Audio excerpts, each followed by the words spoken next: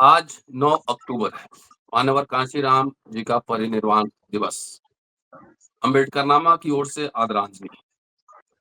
आज लखनऊ में बसपा की एक बड़ी सभा हुई, जिसमें बहन जी ने एड्रेस किया है और खास बिंदु ये है कि इस सपा जो कि सरकार में नहीं है, विपक्षी पार्टी है, उस पर ज्यादा अटैक कांग्रेस लंबे समय से उत्तर प्रदेश में नहीं है शासन में, और केंद्र में भी तीसरे टर्म से शासन में नहीं है। कांग्रेस पर जबरदस्त अटैक और योगी की तारीफ, भाजपा की तारीफ। उत्तर प्रदेश राम राज्य, दलित उत्पीड़न में अभी नंबर 1 है और लगातार रोज घटनाएं घट रही हैं। ये सरकारी आंकड़ा आपको बता दूं, लेकिन तब भी भाजपा की तारीफ और सपा कांग्रेस को अटैक। जवाब में अखिलेश यादव ने भी प्रेस कॉन्फ्रेंस करके उनका जवाब दिया कि उन्होंने पेड़ लगवाए पार्क में, कांशीराम जी की मूर्ति लगवाई, तमाम ये बातें उन्होंने की और इशारा भी किया कि साठ-गांठ भाजपा के साथ है। चर्चा आज इसी विषय पर होगी। 27 में उत्तर प्रदेश में चुनाव है और इस रैली के क्या है मायने? बसपा किस तरफ जा रही है? क्या अकेले चुनाव लड़ेगी या चुनावी तालमेल किसी के साथ होगा? लेकिन योगी की तारीफ करना, जो दलितों की एट्रोसिटीज़ की घटनाएँ हो रही हैं, उसके लिए कोई रैली नहीं। लेकिन आप समझिए कि किस तरफ बसपा की पॉलिटिक्स है। जेपी सिंह साहब हमारे पास मौजूद हैं इस एपिसोड में, उनसे चलते हैं, ज़रा भाषण का विश्लेषण इस एपिसोड में करते हैं। स्वागत है सर। जी, नमस्ते। जी देखिए सर। सर, अभी तक देश में कई दलों पर बीजेपी की बी टीम होने का आरोप लगता रहा, जिसमें बसपा पर जो है नंबर 1 आरोप था कि बीजेपी की बी टीम है और हर उस जगह कूद जाती है जहां बसपा को छोड़कर अन्य दलों को हराने की बात होती है। वो वोट कटवा की भूमिका में आ जाती है। 1-2 सीट निकल गई, 3 सीट निकल गई, लेकिन उसके एमएलए चूंकि पैसा दे के टिकट पाए रहते हैं, इसलिए उनको जो है डिफेक्ट करने में देर नहीं लगती। लेकिन कहने का मतलब है कि उससे ज्यादा उसको सफलता नहीं मिलती है। उत्तर प्रदेश में लगभग साफ। कल बिना किसी लाग लपेट के जो है माए बहन जी ने रैली में योगी की तारीफ की, सभा और कांग्रेस पर निशाना साधा, पीडीए पर निशाना साधा, जी, आज ही। बिना किसी लाग लपेट। और ये दावा किया कि जो है वो क्या कहते हैं, बसपा अगला चुनाव जो है वो लड़ेगी और सरकार बनाएगी वगैरह वगैरह। अभी तक बहन जी दबी जुबान से अगर चर्चा करती हो तो करती हो, इस तरह खुलेआम उन्होंने समर्थन नहीं किया। लेकिन आप इसकी टाइमिंग देखिए। हुँ, हमेशा बीजेपी सरकार के बारे में कहा जाता है कि जब ये कोई इसका कांटा फंसता है, जब सरकार संकट में होती है, जब बीजेपी संकट में होती है, तो कोई ना कोई ऐसा शगुफा छोड़ती है, वो चाहे पुलवामा हो और चाहे बहन जी की रैली हो, कि वो मामला जो है वो क्या कहते हैं थोड़ा डाइवर्ट हो जाए और लोग रैली पर बहस करने लगे, पुलवामा पर बहस करने लगे और जो असली मुद्दे हैं वो गौल हो जाए। अब क्या ये महज संयोग है कि उधर जो है वो आपके क्या कहते हैं जस्टिस गवाई पर जूता चला और इधर बहन जी की रैली हो गई और रैली में बीजेपी की तारीफ हो गई। अगर महज संयोग मानते हो तो मानते हो, मैं तो नहीं मानता। और अगर रैली गवई साहब पर जूता चलने के पहले से अनाउंस हुई हो, तो जूता चलने की टाइमिंग को भी आप उसके साथ जोड़ जोड़ करके नथी कर सकते हैं। हम लोगों के पास तो कोई जो है वो मशीन है नहीं कि हम हुँ। लोग जो है पेगासस से जो है पता लगा लेंगे कि किसके मन में क्या चल रहा है। यहाँ तो मन की बात पेगासस से लोग जान लेते हैं। तो कहने का मतलब है कि अब वो गवाई साहब पर जो जूता चला, जो राष्ट्रीय स्तर पर बहस का और तमाम जो है वो आपके अवमानना याचिका से लेके तमाम मामलों का केंद्र बना हुआ है, तमाम दलित विचारक अनिल तेलतुंबड़े तक ने इसके ऊपर लिखा है। अनंत तुमरे। आनंद तेलतुंबड़े साहब ने भी इसके ऊपर लिखा है। तमाम जो है आलोचना प्रत्यालोचना हो रही है और इसमें बहन जी ने बीजेपी की तारीफ कर दी। तो अब आप समझ लीजिए कि इसकी टाइमिंग से जो है और जो है हो, और इससे ये भी समझ लीजिए कि जो है वो क्या कहते हैं कितनी लंबी प्लानिंग के तहत जो है जूता चलवाया गया है। ये सब बातें एक दूसरे में अंतर्निहित है, जो बहुत बड़े जांच का विषय है, जिसका अधिकार हम लोगों के पास नहीं है। हुँ। अगर अधिकार होता और जांच होती निष्पक्षता के साथ सारे मुद्दों को एक साथ जोड़ के, तो अपने आप सारी पिक्चर जो है क्रिस्टल क्लियर जो है वो दीवार पर लिखी इबारत की तरह जो है दिखाई पड़ने लगी। अब बहन जी की रैली में जहां तक मैंने देखा है, ये तो हमने एक लाइन भी नहीं देखी कि जिसमें जो है वो जस्टिस गवाई पर जूता चलने, वो संविधान पर जूता चलना, दलित अस्मिता पर जूता चलना या इस टाइप का कुछ भी जो है निरूपित किया गया हो। और इसके साथ एक और टाइमिंग भी देखिए, हरियाणा में एक दलित आईपीएस अफसर ने सुसाइड कर जातिवादी और तमाम भेदभाव आरोप लगाते हुए सुसाइड कर लिया, जबकि उसकी पत्नी आईएएस थी और मुख्यमंत्री के साथ जापान के दौरे पर गई थी, आधिकारिक दौरे पर, जिस समय आईपीएस अधिकारी ने जो है हरियाणा में जो है सुसाइड किया।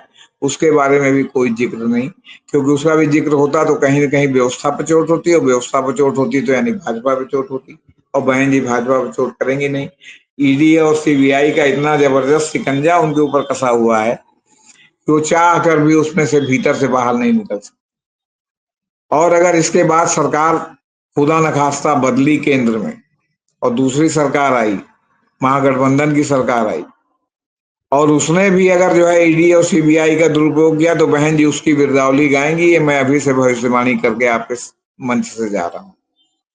मैं यूपीए को तो समर्थन दी थी बाहर से, यूपीए सरकार हम ने। बता रहे हैं ना कि उसमें जो है उनकी बिरदावली तब गा के जाएंगी, क्योंकि बहन जी को कोई इसके लिए कोई लाग लपेट कोई चिंता नहीं है कि जो है उनके मतदाता वर्ग क्या कहेंगे। बहन जी जरा आप अपील करके देखें ना कि बिहार में बीजेपी को सपोर्ट करो, देखो सपोर्ट करते हैं कि नहीं करते।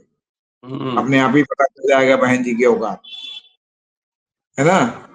तो सवाल हम्म। इस बात का है कि, और अखिलेश यादव ने भी इसमें जो है बिना किसी देर किए प्रेस कॉन्फ्रेंस करके मायावती के आरोपों का जवाब दिया है। अखिलेश यादव ने आरोप लगाया कि बीजेपी और बीएसपी के बीच साठगांठ है। मायावती ने आज काशीराम की पुण्यतिथि पर सपा पर कई गंभीर आरोप लगाए हैं, और अखिलेश यादव ने एक एक करके उनका जवाब दिया है। मायावती के बयान पर अखिलेश यादव ने कहा कि सपा, नेताजी राम मनोहर लोहिया और सभी जानते हैं कि सपा और नेताजी का संबंध हमेशा से बहुजन समाज और वंचितों के साथ मजबूत रहा है। अखिलेश ने कहा कि कांशीराम को इटावा से सांसद बनाने के लिए हम सबका सहयोग रहा।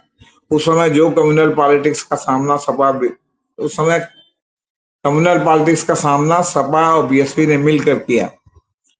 मायावती की सीएम योगी आदित्यनाथ की तारीफ पर अखिलेश ने कहा कि इसका मतलब यह है कि अंदर कोई साठगांठ है। उन्होंने कहा कि मायावती के अलावा अगर काशीराम की प्रतिमा किसी ने लगाई तो मैंने लगवाई।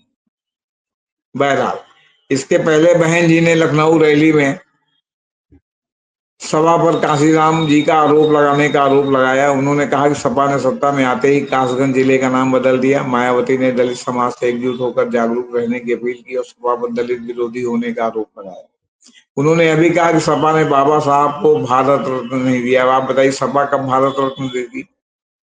सपा की लीडरशिप में तो केंद्र में भी सरकार नहीं थी।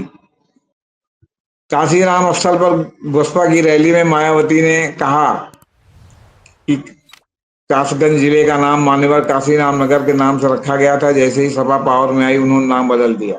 इमरजेंसी के दौरान संविधान को कुचला गया। बाबा साहब को संसद नहीं पहुंचने दिया गया। बाबा साहब को भारत रत्न नहीं दिया गया। सपा ने काशीराम का हमेशा अपमान किया। दलित समाज की जागरूक होना पड़ेगा, और आदित्यनाथ की तारीफ की। हम वर्तमान सरकार के आभारी हैं, क्योंकि समाजवादी पार्टी सरकार के विपरीत इस स्थान पर आने वाले लोगों से एकत्र किए धन को वर्तमान भाजपा सरकार द्वारा दबाया नहीं गया है। जब हम सत्ता में थे और स्मारक स्थल बनाया गया था, तो हमने उन लोगों के लिए टिकट प्रदान करने का फैसला किया जो इसे देखना चाहते थे, और इससे उत्पन्न राजस्व का उपयोग अन्य चीजों पर नहीं किया जाएगा, बल्कि उसका उपयोग लखनऊ में बने पार्कों और अन्य स्मारक स्थलों के रखरखाव के लिए किया जाएगा।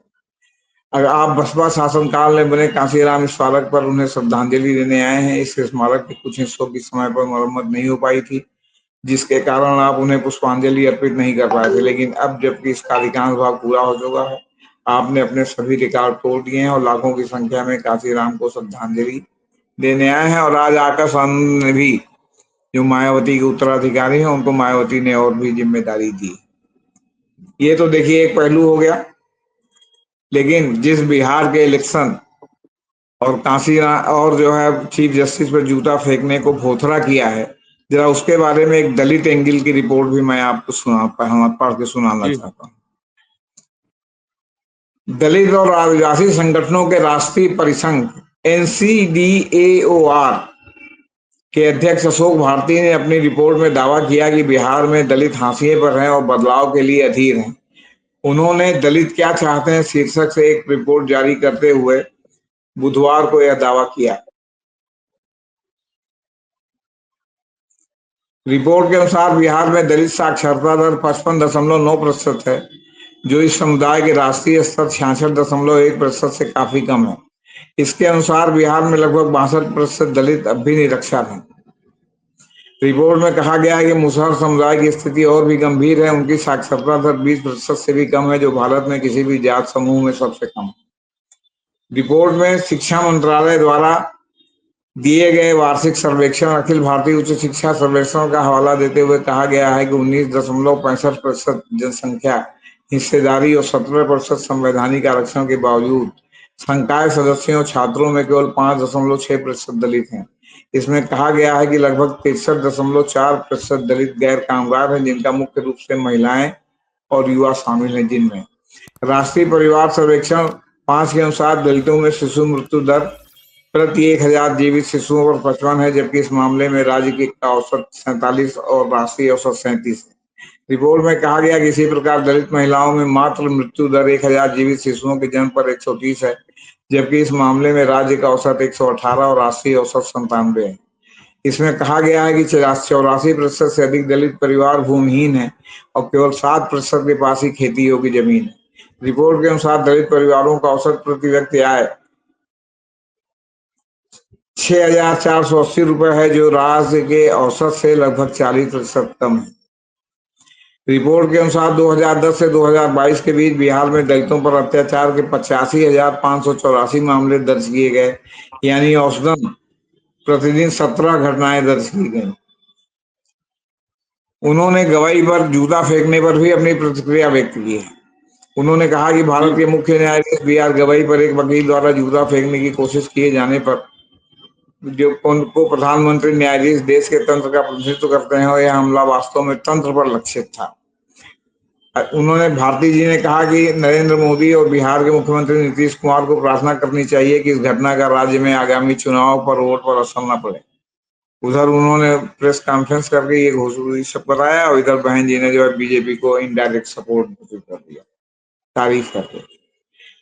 बिहार विधानसभा के चुनाव जैसा कि आप लोग जानते हैं 6 और 11 नवंबर को होंगे।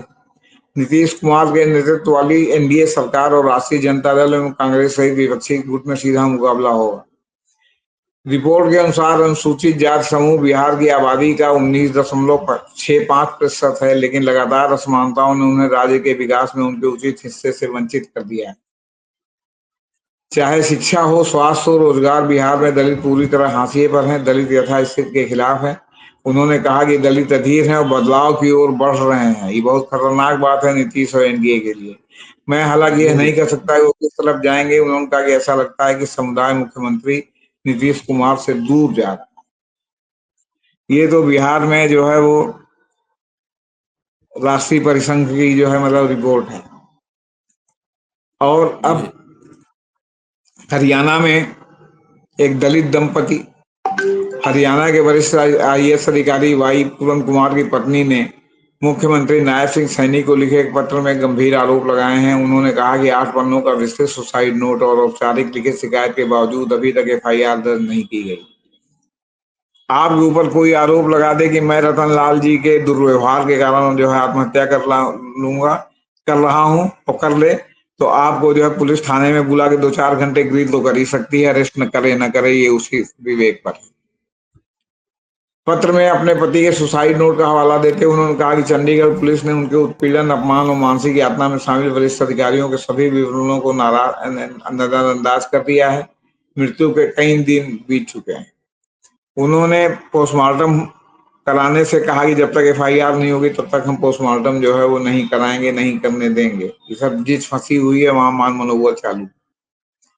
कुमार की पत्नी वरिष्ठ IAS अधिकारी अमनीत P कुमार, जो घटना के समय जापान में आधिकारिक ड्यूटी पर थी, ने कहा कि उन्होंने अपने पति से संपर्क करने की कोशिश की और सुसाइड नोट और वसीयत प्राप्त होने के बाद उन्हें 15 बार फोन किया। जब उनके बार बार किए गए कॉल्स का जवाब नहीं मिला तो उन्होंने अपनी छोटी बेटी को कुमार की स्थिति जानने के लिए फोन किया। जब वो जल्दीबाजी में घर पहुंची तो उन्होंने अपने पति को बेसमेंट में पाया। हरियाणा कैडर के 52 वर्षीय दलित आईपीएस अधिकारी वाई पूरन कुमार मंगलवार को चंडीगढ़ में अपने आवास में मृत पाए गए थे। उन्होंने एक सुसाइड नोट में जातिगत भेदभाव, सार्वजनिक अपमान, टारगेट, मानसिक उत्पीड़न और अत्याचार का आरोप लगाते हुए हरियाणा पुलिस के कई आईपीएस अधिकारियों, रिटायर्ड आईपीएस अधिकारी और 3 रिटायर्ड आईएएस अधिकारियों का नाम दिया। हालांकि उनकी पत्नी आईएएस अधिकारी अमनीत कुमार ने हरियाणा के पुलिस महानिदेशक शत्रुजीत कपूर और रोहतक के पुलिस अधीक्षक एसपी नरेंद्र बिजरानिया के खिलाफ चंडीगढ़ पुलिस को शिकायत सौंपी है। अब ये स्थिति दलितों की है सर, लगातार एक के बाद एक 4 घटनाक्रम आप देख रहे हैं। एक रिपोर्ट आपने देखा, एक जो है दलित अधिकारी की जो है आत्महत्या देखा है, उनकी पत्नी का जो है विरोध देख रहे हैं, और उसमें के बीच में बहन जी बीजेपी की बिरदावली गा रही है। दलित आंदोलन को कहाँ ले जाके किसके दरवाजे पर नाक रगड़वाएंगी मनुस्मृति को मानने वालों के, ये समझ से परे है। और इसका एक ही अरे उत्तर है कि ईडी और सीबीआई जो है का शिकंजा उनके ऊपर इतना कसा हुआ है कि या तो कुछ करेंगे नहीं, नहीं तो बिना इनके समर्थन के का किए उनका जो है कोई कार्यक्रम नहीं हो सकता। ऐसे भी जो है लखनऊ में तमाम लोगों ने तमाम जो है वो मुद्दों पर, वोट चोरी पर रैली करने की इजाजत मांगी, लेकिन इस सरकार ने नहीं दिया। दिया किसको? महन जी को। क्यों दिया? क्योंकि पृष्ठभूमि में सीजेआई पर जूता चल चुका है। हरियाणा में एक आईपीएस। दलित आईपीएस अधिकारी ने आत्महत्या कर ली है, और बिहार में दलितों के राष्ट्रीय परिसंघ ने रिपोर्ट जारी करके कहा कि नीतीश कुमार से दलितों का मोह भंग हो गया है। आंकड़े जारी करके कहा कि दलित पूरे हाशिए पर हैं, और इस बार वो जो है क्या कहते हैं, एनडीए सरकार का समर्थन तो करते हुए दिखाई नहीं पड़ रहे। किसका समर्थन करेंगे इसकी तो घोषणा नहीं की उन्होंने, लेकिन ये कहा कि ये जो है इनकी सरकार का समर्थन तो करते हुए नहीं दिख रहे। ये परिस्थितियां दलित राजनीति को लेके है, और इसमें भी तमाम लोग महिमा मंडित करने पर लगे हुए हैं। ठीक है सर, जी, बहुत बहुत शुक्रिया। तो दोस्तों, इस समाज को तय करना है। जब जब भाजपा संकट में आती है, बसपा मजबूत होकर चुनाव लड़ने भी जाती है और रैली भी करती है, और उन्हें परमिशन भी मिल जाता है। बाकी नेताओं को परमिशन नहीं मिलता। सोचना समाज को है। बहरहाल शुक्रिया। Thank you sir.